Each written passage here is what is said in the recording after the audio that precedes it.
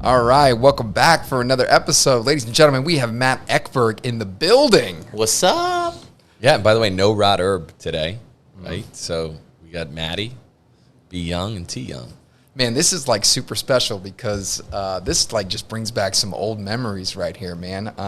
Matt, for those that don't know, we have been working together for, God, how long has it been now? Going on 9 years. 9 years now. Holy smokes, man. We have some really cool dialogue about kind of where we met and what this journey has meant to all of us. But, I mean, Matt's been here from the beginning when there wasn't anything, man. So it's been fun to build something together. The OGs, man. The OGs. Actually, 2013, I think it was like March or May of 2013, right? March, yeah. Yeah, March. And then before that, I think you and Brett started having conversations, a few years before that? 2011. And yeah, maybe you share what your perspective of that story, because I always thought that was cool. It's so far back that, it's kind of taken on a mind of its own. Well, let me do this real quick for the listeners out there that don't know you. Matt, he's one of the first team members. He is the first team member at Erb and Young 9 years ago. He's one of our top agents on the personal line side. He runs the Orlando team. He has been instrumental with leadership from the get-go. He has started from literally he started not knowing anything and coming in, even though we didn't know anything at the time too, probably worked through service, then worked more of assistant role in that space, and then became an agent, started work as an agent, and then still to this day is continues to make it rain. And when anybody has any question about anything, he's kind of the go-to guy to get those answers. So we've watched his progression from when we first met to now today, and it's been one of the highlights of my career to just watch you excel and blossom into this, ridiculously potent insurance agent. So I know you're one of the fan favorites, and anytime there's a hard deal or something that needs to get done, everybody's calling Matt Ekberg, man. So I wanted to give that context before you go, because I don't know, most people know who you are, but at the same time, for those that are listening, today we get to kind of take a trip down a memory lane and kind of hear your progression and kind of hear a little bit about more of your story. Yeah, man. It's good stuff. Yeah, so that is literally, number one before we, before it was even a company. I mean, we were incorporated, but I don't know if back in 2011 when we started talking, you would call it a company yet. So, so you met Brett first, but we three had a history. So I wanted you to share, how you guys connected, and then, that early part of the story, because I think that's pretty funny. Well, I met you first. Yeah, that's right. That's how it all started. But now I was doing hospitality. I was working at Bonefish in Winter Garden at the time, and growing up, the plan was to work with my parents and kind of be in the construction industry, and I knew that very well. And then 2008 happened, and a lot of things changed, and so I thought, maybe I'd try to play some golf. Wasn't that good of a golfer, I guess, so that kind of changed quickly. Got into hospitality, and Brett came in one night. I don't know if it was Bang Bang Wednesday or absolutely we're all pulling our hair out, but Brett and his wife Tisa came in and just was super nice, and in the midst of chaos, I just remember Brett talking to me a bunch, and I was kind of like, well, kind of busy here, man. But he goes, we had a great conversation. I just remember them being super nice, and when he paid, I remember thinking the whole time, this guy looks like somebody I know. And he pays his credit card, and I see Brett Young, and I remember you from high school. Yep. And because we played basketball against each other for which is years. never good when somebody's like, yeah, I know you from high school. Like, I think everyone, when you hear that, you're like, ugh. Yeah. That's probably not good. No, but our basketball coaches, they were like really good friends. So every year going into it, our game plan was how to stop Taylor Young when we played at TFA. How do you stop Taylor Young? We couldn't quite figure it out. So, is that like the box in one or the triangle in two? Yeah, just triple team him anytime anytime he gets the ball. Full court press on everybody, or just Taylor. Yeah, that's it. That's Glory it. days, yeah.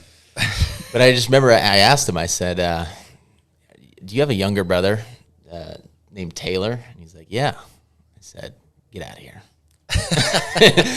I was like, I don't like that guy. And he's like, basketball? I said, yeah. And so we continued to talk, and at the end of the dinner, he invited me to go out to lunch with him and kind of hear about the business that you guys had just started and see if that was something that I might be interested in. And so we went out, got lunch, and I just remember walking away and thinking, well, that's cool. I just gotten out of a sales job. I was at a Lincoln dealership, trying to figure out if I had any sales game at all, and wasn't really super successful in that field. And so I was like, well, I don't know if I really want to jump back into a sales job. It wasn't in an office or anything like that. It's insurance. I didn't know anything about insurance. I was 21 at the time when we met. And so I, said I'd think about it.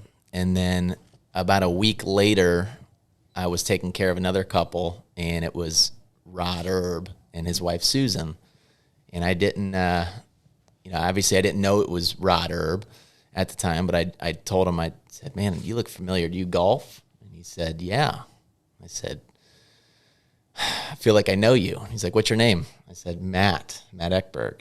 He's like, you just met with Brett Young last week. I'm like, how the heck does this guy know that? I said, what are you talking about? Yeah, I did. He's like, I'm Erb of Erb and Young. I'm like, you got to be kidding me. And long story short, he was my golf coach's best friend in high school. And I had met Rod out on the golf course when he was, kind of giving our team a lesson. So I'm like, you got to be kidding me. And I just remember from that, right as soon as that happened, I was just walking around the entire night thinking, that's a sign. Like that's cool. I just couldn't wipe the smile off my face. So we ended up keeping in touch, you and I, for about 2 years. Too long. Yep. It was too long.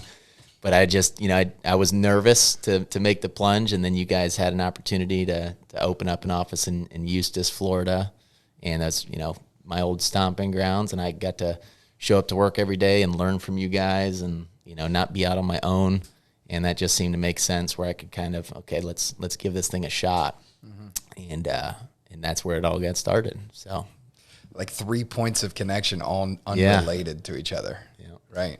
Yeah, the crazy part, and I'm sure the initial conversation, because, was it commission only, come be an agent, because, we didn't, of course, have any money to hire, if my memory serves me correctly, and I think you were looking at real estate at the time and always had a passion for that. So, and then ended up being a couple years later. I remember a funny story too, and maybe shortly after this golf tournament, we had this golf tournament at Shingle Creek. And we went out there and we got pretty banged up. You know how sometimes those golf tournaments are. They're 6 hours long. There's a drink station on every hole. Drinks are free. It's like a disaster waiting to happen. And didn't your mom put that on too? Yeah, I was trying to leave that out. You knew it was bad. Like the first hole closest to the pen, and it's like shotgun. You're like, come on, dude. It's like, 9 in the morning. Yeah, this is ridiculous. So, but 9 in the morning on the golf course isn't really 9 in the morning. It's at least 2. Oh, it feels that way. Well, no, because the like, guys, it's kind of like an unsaid rule. You know what I mean? Yeah, the guy's next to you, has a Bloody Mary. The guy next to you's got a screwdriver, and you're like, what do? I already had my coffee this morning. It seems like there's only one obvious, explanation here. But no, but it was funny because I remember that day because we went out. Another realtor partner of ours, Justin Core, was our fourth, and it was the three of us and the fourth. But I think we got an opportunity to kind of cut loose and have some fun. And for me, it was kind of like, wow, this could be really cool.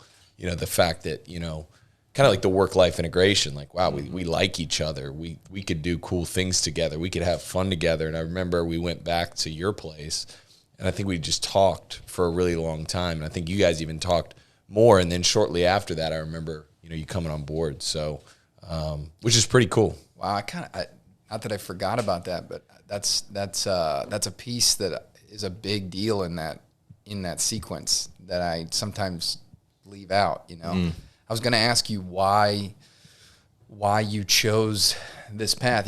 Somebody always asks you, so you're in the insurance business, and the next question to that is, well, how did you get into that? Because along with being a firefighter and an astronaut, I know insurance agent's the next thing on a little kid's list when they grow up, when they want to be. So most people don't get into that track or find their way in that path unless maybe their parents were agents or if a family member was an agent, they heard it was a good business, pretty random for you. So that was that's a big decision to kind of go into this career path that on paper, quote unquote, isn't sexy. It's not flashy, right? So, what was the decision-making process there?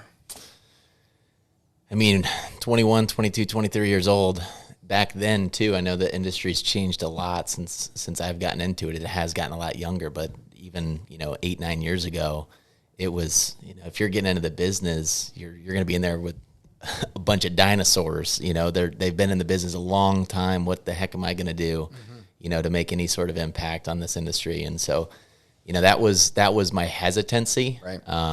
But it was, it was just meeting you guys, and I could just kind of pick up, these guys are special. I was in the hospitality business, and we had, the partner of the Bonefish was fantastic. And then he had since moved on, and then the leadership all switched up, and it just wasn't as good. And so when you guys came around, it was like perfect timing. I just saw, well, these guys are strong leaders. It's clear to me to see that. And if, they're my age, a couple years older, but if they're getting into this would probably be a good group of guys to learn the business. And obviously, like he mentioned, the golf thing, you kind of tend to forget about that, but that was probably a role in my decision too, just because you get into insurance and you're thinking, it's not sexy, but to go out there and have that much fun with you guys, we don't get that, serving tables, bartending, you don't get, these scramble events that, a lot of the companies get outside of, the restaurant industry, so that was a blast. And you sometimes think, is this what work's going to be like? Yeah.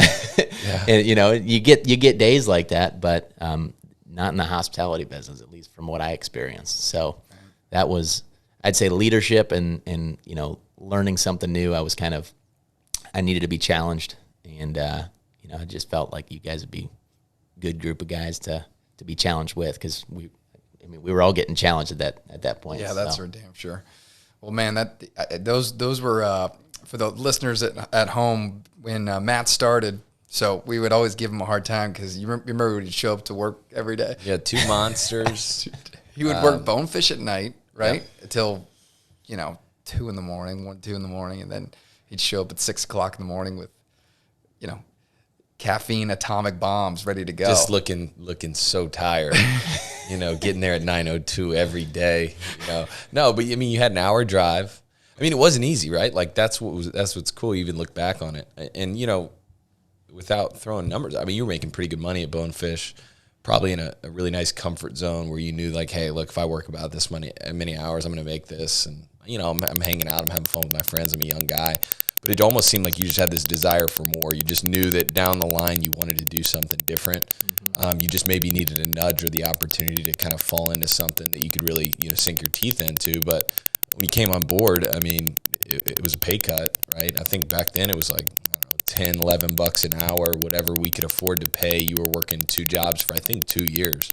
Like, it wasn't 2 weeks. It wasn't 2 months. I think it was 2 years, because I remember when it was able to be now full-time 100% what you're doing.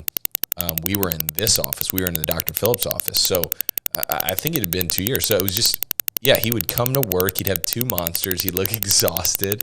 He'd put in his time learning the business in a service role, and then he'd be out the door going to close Bonefish and doing it all over again. And then for lunch, he would there was a McDonald's and a Long John Silver across the street. Matt's a value guy. Yeah. He's a value guy, man. And he'd be like, hey man, I'm gonna go grab 2 Big Macs. It's buy a Big Mac, get the second one for a penny. Is that what it was? Yeah, something like that.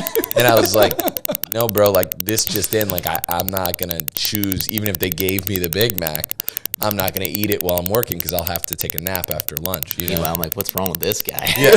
Meanwhile, he's jacked up on his second monster of the day. That's been the little basketball in the hoop and doing all the vines, Mm-hmm. Yeah, it's funny. Yeah, think about it. You were on fumes. You're just energy drinks, no sleep, Big Macs for lunch. Then we graduated to Pizza Hut, And then we'd do all you can eat Pizza Hut buffet for nice little lunch outing. And then we ended up at Subway a few months later. Consistently. Corey, shout out to Corey at Subway, man. Dude, I miss Corey, man. One day Corey was just gone. It was this guy at Subway that just crushed the game at lunch, and he was like the nicest guy. He'd be a guy like you'd try to recruit. And then one day we came to lunch, and we're like, where's Corey? And he had left. It was like a huge deal. We never went to Subway again. Probably not. Yeah, I don't think we did. That was it. Haven't been back. Yeah. That's so Yeah. funny. Well, I want to. It's funny that we bring up the Big Macs. I kind of see this progression. We joke about it all the time because it is funny, because it's great, because it's like where you came into the organization and where you are today. It's like all of us, like completely different people. Just and hopefully, 10 years from now, we're all looking back, or 9 years from now, we're all looking back and we'll say the same thing about ourselves now, right? That's the whole goal. So I'm very proud of that, and I'm very proud of you. But it is funny how, personal development was introduced back then, right? And all of a sudden the monsters started to go away, right? Instead of doing 2 of them, it'd be 1 of them. And then for lunch, it kind of, all right, let's do the Subway thing. And slowly but surely, but the personal development thing was there before we started the business, because that's kind of the background that we came from. But I know we joke about it a lot that you were all in except for kind of that stuff. You're like, it's kind of weird, man. What are you guys doing? Like, it's only 4 of us or 3 of us. Like, why are we reading this book right now? Talk to me a little bit about that. Now I know you're an avid reader. You're an avid personal development guy. You study yourself. You study the industry. You're always looking for ways to sharpen the axe. And now it's just a way of life. It's just who you are. But for the people that know you or the people that don't know you, it wasn't always that way. Man, when I got in, I thought it was weird. We joke about that. I'm like, these guys are getting on a weekly call to discuss a chapter of a personal development book. I didn't even know what that was. But yeah, it was. I fought it. I fought it for a little bit. Reading, I'd read a chapter here and there. I honestly wasn't reading every chapter, but I was picking up what was being discussed on the call. And that's where I would learn the most. I would learn way more by listening on the call than I would, actually reading the chapter. I'd hear different. I would read the chapter, and then I'd hear somebody explain their thoughts on it and get a totally different perspective. And I just remember that was unique, and to get a different perspective and hear somebody else, explaining what they took from that chapter. I thought that was pretty cool. And then a lot of the stuff that we started to read on, I was in the office and, maybe I did something wrong, or maybe there was an area I could have done something better. And I just remember, either you or Taylor would come over, and just the coaching that you guys would give me. It was just, in my old days, I'm a bit of a perfectionist, so that I might get rubbed the wrong way, but the way that you guys said it or did it, I started to put the 2 and 2 together. We just read about this in the book. And that's what he did. And I wasn't mad at it at all. I'm like, that's impressive. Okay, so what we just read, they just did, and I know how I feel. That actually does work. That's pretty cool. Wow. Okay. So Never heard you say that. That was kind of the aha moment for me. That was when I realized this stuff actually does work, because I felt it. And so then I was like, that's something I want to get good at. I want to master that, because I see how effective you can be with, individuals in any sort of environment or scenario. So that's awesome. That was definitely something I picked up, and that's a huge advantage in just building relationships and, that kind of deal. So that's cool. I've never heard you say that before. That's kind of, so that's cool. We kind of see the sequence of learn knowledge and then activity, learn knowledge, you're learning it, but then you see it in real life and you're like, okay, that's the activity. Okay. That's cool. Which, by the way, I think the personal development piece just by itself is weird. I mean, I think that is, without the activity, I think it's weird, right? Like, I think that's the fun part when it clicks, when you start to see information that you're taking in and you start to applying it to things that you're doing daily or weekly. That's, to me, the only way that the development happens. I think there's a pretty big misconception in personal development that it's just in taking information. And I think that's wrong. I think it's taking information and sorting it and then picking what you want to use and actually putting it into practice, because I think that's the only way we grow. And I think whenever somebody gets introduced to quote unquote personal development, their whole thought is like, I have to start reading books. And that is a good entry to it. But I don't think any growth happens until you start to, see all these things that broadly, and you start to relate things. It's kind of like we're working out this morning, and there's immediately parallel to the business. Yeah. Right. And we were talking about that stuff because you start to see these things. Would you? Yeah. For somebody listening to that sounds very general. Yeah. Like, I'll just share, like this morning. Yeah. Yeah. Just this morning, you're doing a workout, and when you start a new program, you don't know what to expect, right? So you're at a high level of anxiety. You don't know when the workout's going to end. You don't know how much you can handle. You're constantly thinking, man, is this going to be over? Is this going to be the last set? I don't know. I'm not familiar. And, where am I as far as like, this is a lot harder than I thought it was. Like, where does this end? When does this get better? When is this over? And I was just relating it to the business. That's kind of like how it is when it feels like when you start the business. Like, you get started, you jump in, but you don't know. There's no promise on the other side. You don't know your limit. You don't know, because it's new, right? And then, so I'm just having these parallels this morning, and I'm like, wow, that's powerful. Like, and then once you do the workout and you start doing them multiple times, now it becomes a little bit more fun because you kind of have the expectations, and then you're going to get stronger, and now you can go do more and build more on it. And I kind of felt that way about, the business this morning, is that's just a natural cycle. And that's why I think about the personal development thing. At first, it's awkward. It's uncomfortable. You don't know if it's actually going to help. But then you start applying it, and then you kind of can do it in different areas of your life. And I think that's where it gets explosive. What's cool is you mentioned that this morning, and right, so,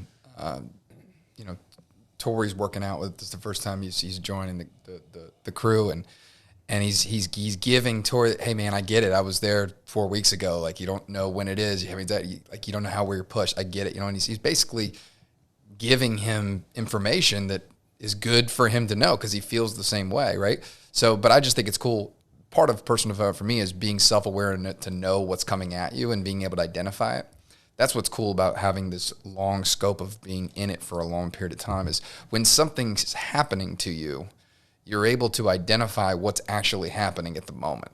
Instead, where it used to be, woe is me, I can't believe this is happening, what do I do? I've never been in this situation before. How could I possibly know what to do if I've never been in this situation before? But if you know the way broadly, you know the way in everything, right? I don't know the exact quote, but like, you start to go, okay, I know what this is. All right, I recognize this. I recognize this. It might not be the same thing, but it's the same pattern, right? You'd zoom out. I zoom out a little bit. I can recognize it. Therefore, I can be self-aware enough to know I have all this tool. I have this toolkit, and based on all the tools that I've, have compiled over the years, I can choose to which one I'm going to pull out and deploy to be able to get through this next challenge. So, I know we went on a tangent there for personal development, but it's just fun because you've watched you go from here all the way to the other end of the spectrum, where you're leading calls now, right? You're gathering your team and looking for ways to push past and develop. You're mentoring guys and girls, and you're being the leader that is showing them the way. And I think sometimes people forget that at some point or another, that person wasn't that way, right? Yep. At some point they started, and at some point they weren't that person. And that happens over a long period of time. And I think you're just one of the best examples in the organization that I've seen. Well, you talk about being self-aware, and then, everybody knows the quote, you surround yourself with, you're the average of the 6 people or 5 people that you surround yourself with most. And I just feel like if you are not surrounding yourself with people that are better than you, then it's hard to be self-aware, because you get this mindset of, I kind of know it all. I'm the best one. And so for me, it was like being around you guys, I became self-aware that I'm nobody. I gotta do some work here, and obviously I need to get better because these guys know something that I don't. And then what's his name, Jeremy, where he's like, if you're the smartest one in the room, you're in the wrong room. Yeah, there you go. So it's just constantly getting better, and when you surround yourself with kind of what we've put together and all the wonderful people that work here inside of Erb and Young, it's like everybody's progressing, everybody's getting better, but usually, I mean, I know I'm always chasing somebody. Yeah. You know, and if you don't have anybody to chase, then you should go find one. But that was, for me, I became self-aware when I realized I'm not as good as like golf, for instance, quickly became self-aware. I'm not as good as I think I am. I need to go practice my butt off. But I kind of relate that to personal development too. It's the same thing. Yeah. Dude, see, there's another parallel, right? It's like every level of something you go to, you're more aware that maybe you're not as good as you thought you are. Yeah. Like whether it's basketball, it's golf, it's insurance, right? You know, and then just to fast forward a little bit about Matt's career, he came in, he was working hourly, basically just doing whatever it took, admin, service, whatever it was, and then kind of became more full-time service and processing, and then kind of graduated to a full-time sales role. But I remember your transition from, call it service, call it support, call it whatever you want, to sales. You know, then you're constantly in a state of like, I kind of figured out how to do this. Now I got to work this sales muscle. And I remember, you know, your personality back then lent itself to really wanting to know so much about what you were selling or whatever it was, right? And so you were more of a slow starter, really strong closer. Correct me if I'm wrong. So some of those sales calls, you know, I remember you being like, man, like I'm not ready to do this, right? But then getting the nudge to like, no, you are ready, just do it. And then, but once you figured out how to do it, it's like, man, then the momentum started to where I feel like every position that you've left behind has become so much better. You know, it's almost like you became incompetent initially, and then you became the best at it. And then you became incompetent, and then you became the best at it. And I think it's a credit to your personal development, because that's putting in the work and the study.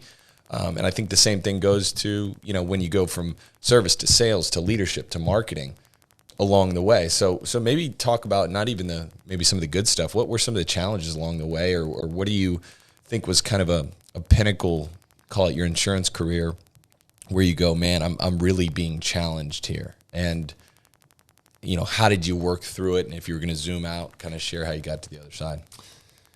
I had to believe in myself, first and foremost. I had to gain the confidence. So slow start. I wasn't going to be good until I knew it, you know, until I had the confidence to do that. I'm not the smooth talker that some of the salespeople in our world are, and I can't just kind of BS my way through conversations, because, you know, I gotta know the facts. You know, Brett likes to call me the technician. You know, I gotta know exactly how it all works. But the challenge that I had was, there's so much to know in this industry, and, you know, how can you speed that learning curve up? It was just, I just needed more time, and I knew if I put in the time that I could be good at this.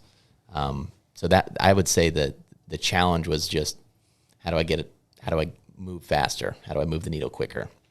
And then once I started, you know, once that needle started moving, I mean, it started moving pretty quick, and then it became easy after probably 5 years. Yeah. Well, it was a little easier then. It's funny too, because what do you always say? You're an introvert that disguises well as an extrovert. Yeah, I can pretend to be extrovert. Yeah. That's a great description of yourself. Because I'm like, what do you mean, dude? You're an extrovert. Yeah. And so anyway, but it was just funny, because I always think about that progression. I remember the first time you go to sell, right? You're like, no, I'm not ready. And it's like, okay, what do you mean? You're better than me at this. You kidding me? Take the phone.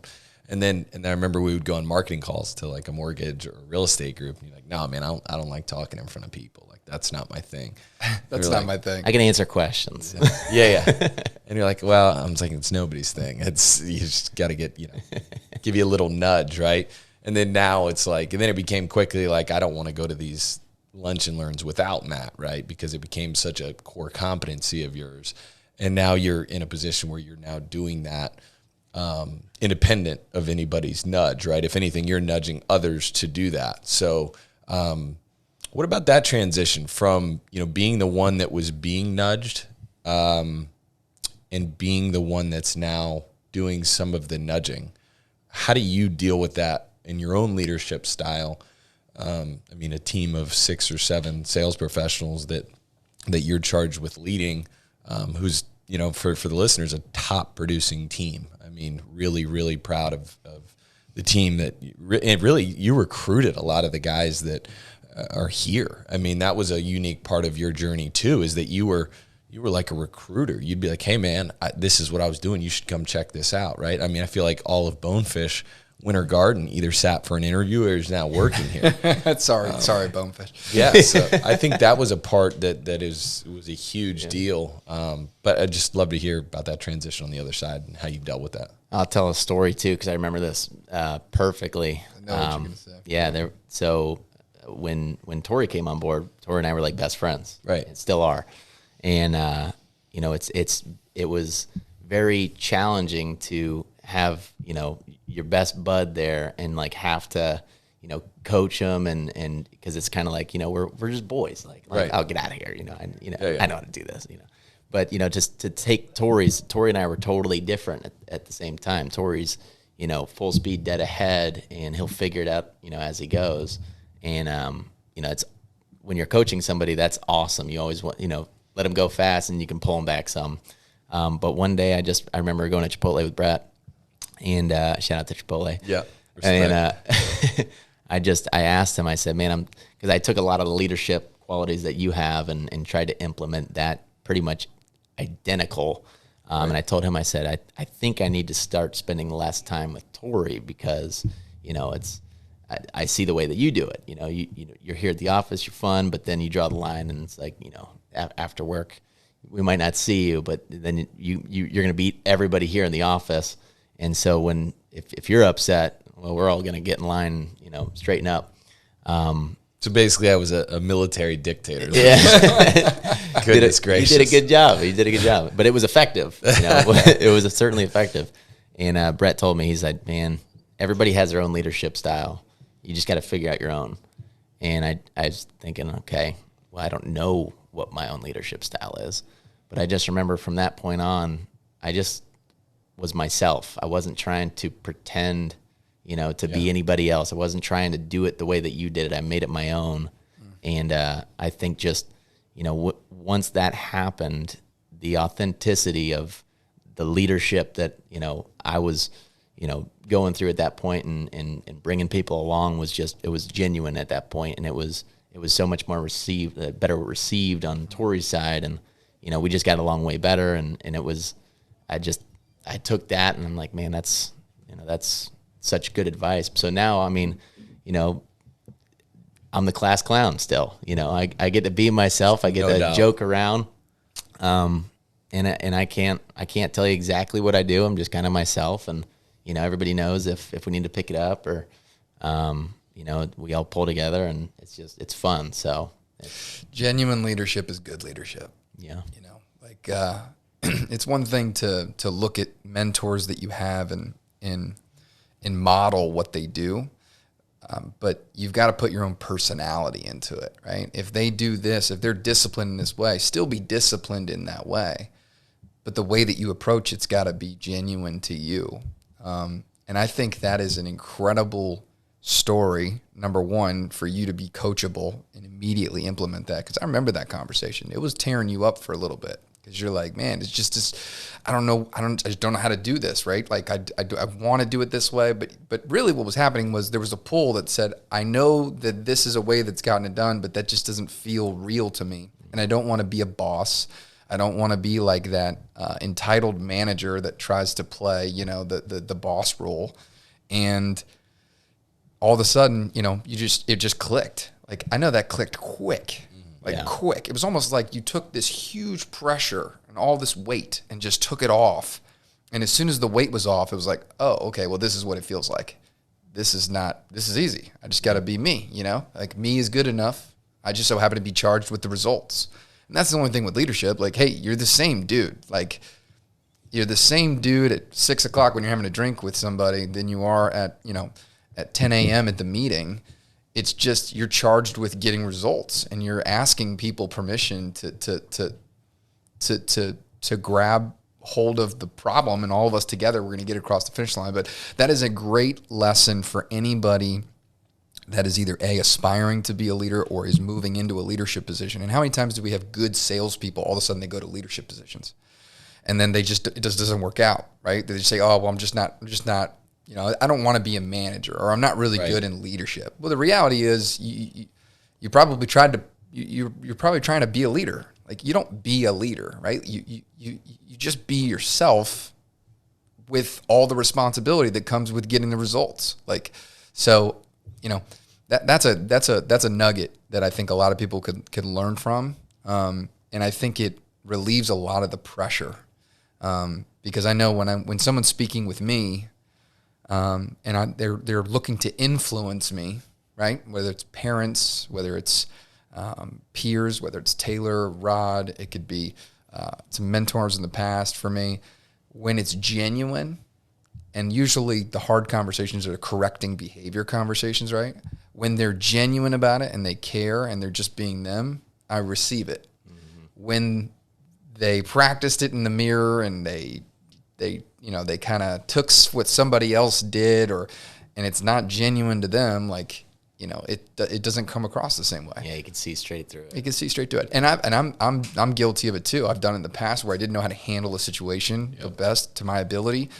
So I kind of, logically in my head, I know this is the way that it can be done, so I do that. But I didn't lead from the heart. I didn't lead from my personality, from who I was. And as soon as it's over, you're like, well, I just butchered that. Like, that was terrible. And someone say, well, why? Why did it go bad? It had nothing to do with anything technical. It just was, I wasn't being genuine to who I was, Also part of your leadership, and I remember this conversation, your team went from, 2 people to 3 and then to 5 pretty quick. And this is a few years ago. And you had a lot of new people, where the culture wasn't threatened, but maybe it didn't exist because you were just so used to, hey, it's me and Tori and we're boys and we've kind of worked through our things. We have a good rhythm, and then we throw in, so it's like, but I remember that too, and you making a commitment to do more stuff outside the office, right? So you would put together events at your house or at one of the guys' house and make sure at least once a month that you guys got together. And I think that's a key part of your team's success too, is that you're genuine in the way that you go about building relationships with everyone. And I think that's also a factor in regards to, for in order it to come off genuine, there probably needs to be a relationship there.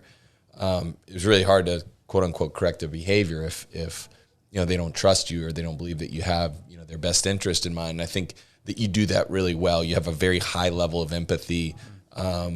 You're walking the talk. So it was really hard for people, I think, that look at you and quote unquote follow you that, that, hey, like, Matt's got no agenda. Like, and I actually envy that about you. I think that you have the ability to come off genuine. And that's why at some of those marketing events, I'm like, man, this guy's like real, that just comes very good. Sometimes when I'm up there, all of a sudden I'll be like, dude, what? You're not running for office, man. Like, relax. Like, what are you doing?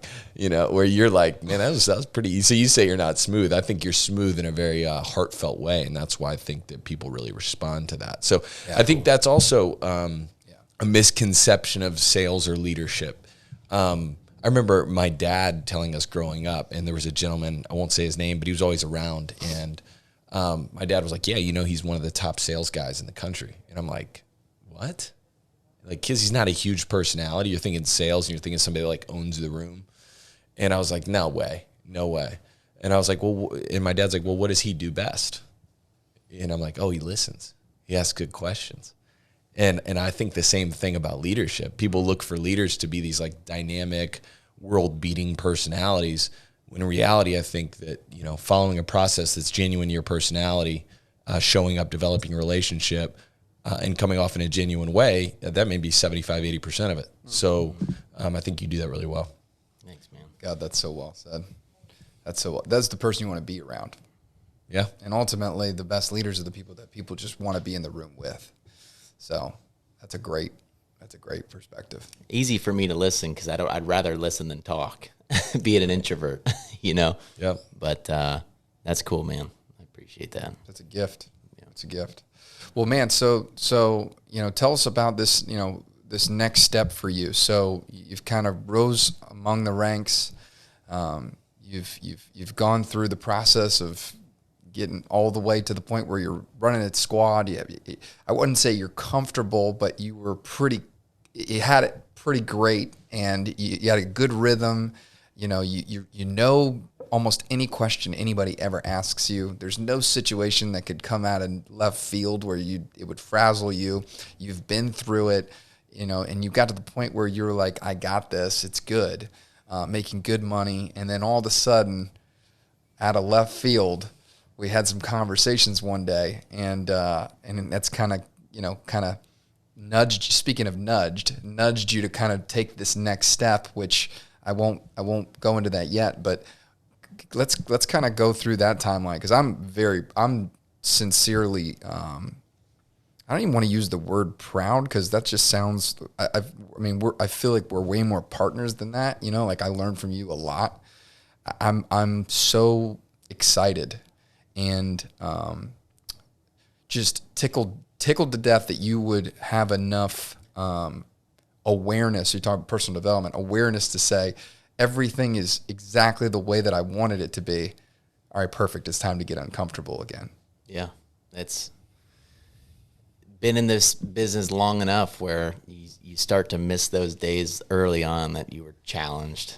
The hard times and stuff like that.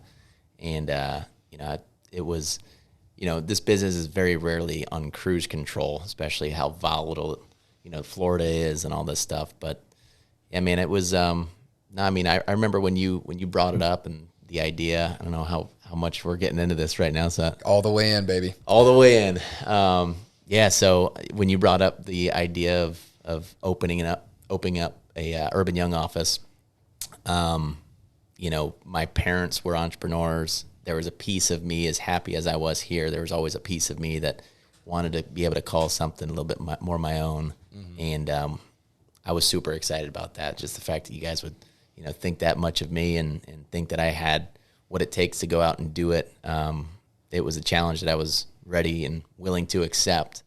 Moved to St. Petersburg in October, and I'm loving it. The water's beautiful. I picked St. Pete because I always like clear water. I like going to the beach, but the water over there is just gorgeous. We have the Melbourne office. Obviously, we're here in Orlando, and went to college at FAU. So I've been to South Florida. I knew I needed to, speak Spanish down there more. So that was a challenge that I wasn't willing to accept yet, because that's a long road. Yep. St. Pete seemed like the spot, and it's challenging right now. New market, a lot of older homes, so it's certainly coming with some challenges. But man, I'm ready to fire it up, man. So exciting, man. Yeah. So, and we've always talked about this from the beginning, right? Like, so, and this manifestation of you being able to go out and kind of make it rain on your own, with your own ship and your own flag flying, and kind of be the captain of your own destination is the stuff that, we've talked about for a really long time, right? Like, that's the, be extraordinary and creating extraordinary lives. I think it's the pinnacle of allowing and nourishing someone to think there's a path to unlimited here, right? Yeah. And I'm proud of this organization for creating a system to where it encourages and it welcomes and it wants for people to embark on that entrepreneurial deal. It truly is the American dream, and it is very difficult. It is very tough, and most people don't make it, but the reward is so big, and it's so worth it, and it's got so much juice that I wish that more people would embrace the suck, embrace the challenge ahead. And you're in this spot where you had kind of reached this spot where you're like, I know this, right? I know this. And candidly, you could replace any one of us, and you would run this show, and you'd run it just as good, if not better. And so we have had multiple conversations with this. And I remember having a conversation in your house, and I'm pushing you, and I'm pushing you, and I'm pushing you. And you're like, why are you pushing me? It doesn't make any sense for you to push me. What's going on? Like, what's your motive? And I'm just so proud of your decision to do that, and for you to just pick up and move and to go all in. It's going to be the flag in your story where you drew a line in the sand and said, okay, this is what I'm going to make of my time here. And so it's super exciting.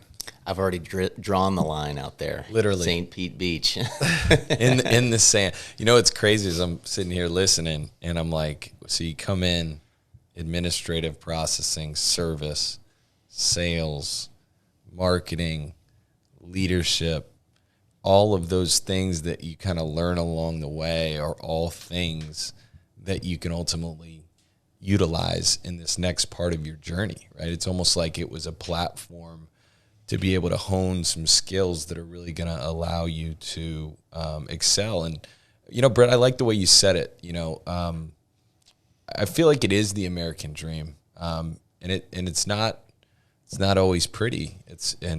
But I also caught what you said, is that I miss the times in the beginning where it was really hard, right? And I think anybody that's gone on any sort of journey realizes that, the parts that if you're having a cocktail and you're telling stories, you're always telling stories about when it was hard. You're always telling stories about, man, I can't believe we used to do this. I can't believe, we went out there and we didn't know anybody, and, whatever it may be. And I think that is very self-aware to realize that and then kind of go pursue that intentionally, right? Because I think a little bit, some people hear that like, dude, that's crazy. You had a comfortable role. You're making great money. You're only going to make more money. You're only probably going to get more comfortable. And you look at that and you're like, yeah, I know. But again, let me look out a little bit further. Let me intentionally put myself in a situation. And I think that is funny that you bought a house, because I remember you texting Brett and I like, Zillow links, and we're like, yo, he's serious. Like, I think Tate texted me. It's like, yo, dude, I think he's actually going to do this. Yeah. I'm like, no, I screenshotted one and I accidentally sent it to Matt. You remember that? I did. You guys ever do that, listeners, where you're thinking about screenshotting it? And so I meant to send it to Brett, and it was something like, I think he's going to do it. I think he's serious, or something like that. And Matt texted me back and be like, yo, this is Matt, by the way. And he's like, and hell yeah, I'm serious. And I was like, oh God. So he rips off the Band-Aid. He moves out there, which I think every part of us was like, man, that's a little aggressive. Like, maybe you go market over there. It's only an hour and a half. You could do both. You could live in Orlando. You could start developing relationships. But speak to the fact that it's almost like you knew yourself, and you were like, no, you know what? If I don't do this, I'll probably never do it. Mm-hmm. And if I dip my toe in, I probably never will get in the pool. So you just decided to jump in, and now you're out there, swimming in the pool. And so talk to us about, why and what and how. Well, I think a little bit of real estate experience probably had a lot to do with that. Drove around St. Pete area, knew I liked it. And then I'm, fortunate enough to have my parents that live up here in Orlando. So I thought, there's two ways of doing this. I can either, rent a place down there, because I knew myself, going back to what you said, I didn't want to make that commute daily. It was just going to be way too much. It was going to be a bunch of money in gas and tolls and wear and tear in your car. So I thought, okay, I'm going to throw that out the window. I'm not doing that. So what's the next option? I could rent a spot. And so had somebody actually that had a spot down there. It was going to be, somewhat reasonable, and I could stay there, when they weren't there. And I was like, how much more for a house? Because then I said, instead of renting a place there and then coming back, and I still got my mortgage payment up here, what if I just bought a house there and then, hey, Mom and Dad, are you cool if I come back and visit? And of course, they love that. So yeah, like, yeah. So I just felt like financially it made sense to do that. But more than that, it was just being in, St. Pete, being in the neighborhood on a daily basis, and being able to go out at night, because we're working during the day. There's a lot of stuff that we got to get done. But, we call it playing in traffic, right? How much traffic are you going to get to play in if you're not living down there, if you're not doing the deal? So, I've met a countless people just going out, restaurants and the beach, and my neighborhood has a clubhouse, swimming pool, met a bunch of people out there. So, that was to me the biggest thing, because I knew I'm not going to be commuting, this. I don't know if you've driven that lately. It's very rarely an hour and a half. I was about to say, that was aggressive. It's a 2-3 hour ride usually. So especially if you're trying to get back, during rush hour. But so that was kind of my thought process, and I'm super happy I did it too. Well, you obviously thought through it if you're thinking about wear and tear on the vehicle, and that's financial advisor-esque there to factor in the financial wear and tear. That's like immersion, though. That's anything, right? Like you're either in or you're out, right? And I respect that. And what's interesting comes back to our conversation about personal development, because from my perspective, where I sit, you have been in the past. I'm going to put my toe in the water, and then I'm going to slowly put my toe in the water until I know it, and I feel comfortable, and then once I feel good, then I'm going to jump in. And with this, and not even this, but it's been a couple things before this where I've seen that. But that progression of trust and faith in yourself has gotten exponentially stronger. Exponentially, I don't want to use the word better. It's just different. But for becoming the person that is going to do what you are doing, that is an important skill set, right? The fact that you made that choice to do that makes me know that you're ready to do that, because that's what it takes. It takes, I'm going to jump in, I'll figure it out afterwards, right? I'm going. I don't care. I'm going, Yeah, but it's not the smart. I don't care. Like, I've already made the decision. It's done, So, so that type of demeanor and attribute is one of a driven entrepreneur. And we've never had this conversation. I've never told you that, but that decision to me was kind of like, hold on, ladies and gentlemen, buckle up, got it. Yeah. That's kind of like to my attitude towards a lot of things. I have to, like, when I'm working out, I have to be on a program. I have to be 100% in if I really want to be, successful at whatever it is I'm doing. So that was me not dipping my toe. But at the same time, my confidence level was, right.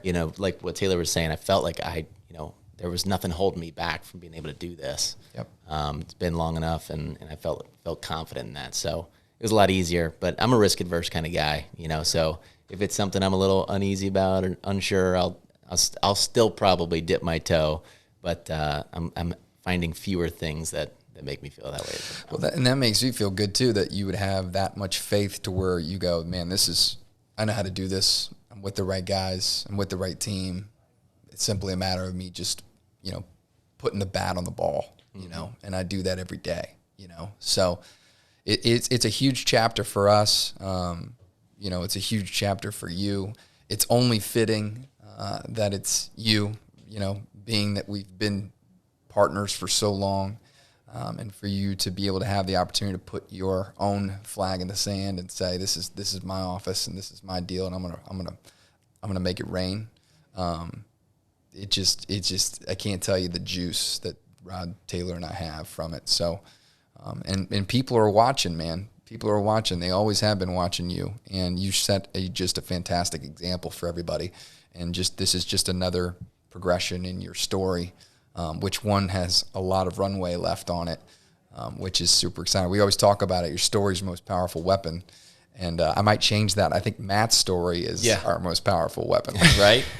And I tell your story so much because it's so relatable to so many team members that have, joined the squad, is like the hospitality jump, right? Mm-hmm. Like I probably told your story more than any other story that I've ever told in my life, right? Because that hospitality jump to what you've progressed to and what we've just hit on the last 5-6 minutes is just, that is the American dream, right? But, one thing I always wanted to ask you that I'd never asked you now that we're on mic is, we talk about the personal development piece. You were doing 75 Hard, that, program, for those that don't know, it's just a kind of a strict workout, mental toughness, no alcohol, no cheat days, in a lot of ways, no distractions, right? And it was during COVID, and I don't even know if this is accurate, but my perception of what happened when you made the decision, it's almost like you had like the time and the runway to not have the distractions and really focus in on like, what do I want? I don't know if that's the case at all, but I just always related to that program being like, was there something there that, the drinks after work or the golf tournament and the fun, once that kind of leveled out and there was not like the distraction, was that any factor, do you think, on what you actually like made the decision to say, no, I'm going? Or was that just coincidence? Definitely doing 75 hard, it makes you think a lot clearer. I never even really thought about that. I think I had kind of made the decision already in my heart that it was something I want to do, because we had been talking about this for quite a while. And then once the opportunity kind of came up, it might have been a little bit easier for me to do it. Plus my confidence level was probably higher than ever back then. Jacked. Yeah. Walking around, when Matt starts a workout program, he'll be like, hey, bro, I don't want to fit in this door. Like, what do you mean? No, I don't want to fit in the doorway. I want to be able to walk in the door sideways, because that's how jacked I am. Yeah. And then I started to come back down. Yeah. But no, that's a good point. I never really thought about that. Could have had a small factor in the decision, though. Interesting. Yeah. Well, man, I'm stoked for the next chapter. I'm stoked for where you sit today. I'm super grateful. We are super grateful for the time that you've spent here at Erb and Young. It's one thing to have Taylor or Rod or I walk the talk.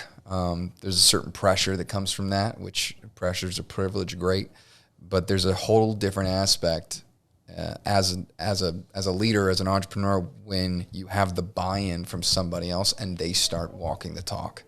And all of a sudden, everybody starts to look at that person and say, okay, well, it's not just them. There's something to this. And then they watch that person's progression.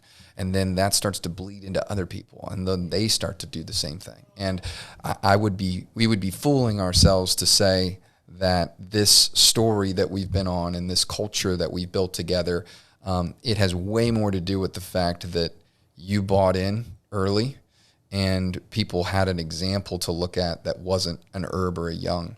And for that, we will be forever grateful, because you just can't quantify that. So everybody wants to say we do a good job and this and that, but they don't know about 8 years ago. They don't know about all the dinners and all the time spent together and all the calls and all the this and the discomfort and your buy-in and you leading the calls and you promoting and you having conversations offline about why this is important to people, you promoting events and being a champion for not the company, but you were a champion for what you believed. And we just so happen to believe the same thing now. So for that, I know we've probably said that over and over again, but for the viewers at home, if you run a business or you're looking to run a business, we always say, how many people do you work with? And we say 5, right? I work with 5 people. Find 5 core people and you can build an army. Because there's something special about that tight-knit group when everybody's bought in, and we owe that to you, my friend. Yeah, so. And I'll expand on that too, just because I think I want to share this, even though I've told you this. I remember it was the night before, maybe 2 nights before the summit this year, Leadership Summit, and we had a bottle of bourbon in the middle of the table and smoking cigars, and we're kind of talking about this dream and this transition and how it's become a reality. And I think as Brett was giving you the credit that, being such an example for somebody who's not an Erb and Young, and it's hard to quantify that and your buy-in and so on and so forth, I would be lying if I wasn't, so nervous about you transitioning out. And I've told you this, but just the fact that, he's told Brett, I'm like, man, we've always worked side by side, right? So I was like, man, anything that I've done in my professional career, insurance career, and you could call it any version of success, I was like, man, I've never done that without Matt. So, you're the first one that I look to, that if somebody's saying that, we do a good job or I do a good job, I'm looking over my shoulder and being like, man, I always had that guy. So it's part of the fun to see you go do that for yourself, but it's also part of being vulnerable, especially 6-8 months ago when that decision was made. Man, I'd be lying if that didn't scare the hell out of me at the time. But it's also, right next to, my proudest moment, I think, professionally, to see you do that. Because I feel like a little part of me is just a small part of that story in your future success that hopefully I'll just be able to borrow from that and kind of live vicariously through you. So, Well, appreciate that, man. Awesome. Well, guys, thanks so much for tuning in. If you like this episode, like it, share it with somebody you know. Remember, as you go about your day, life is meant to be extraordinary. Matt, thanks for being on the show, man. Thanks for having me, guys. boom.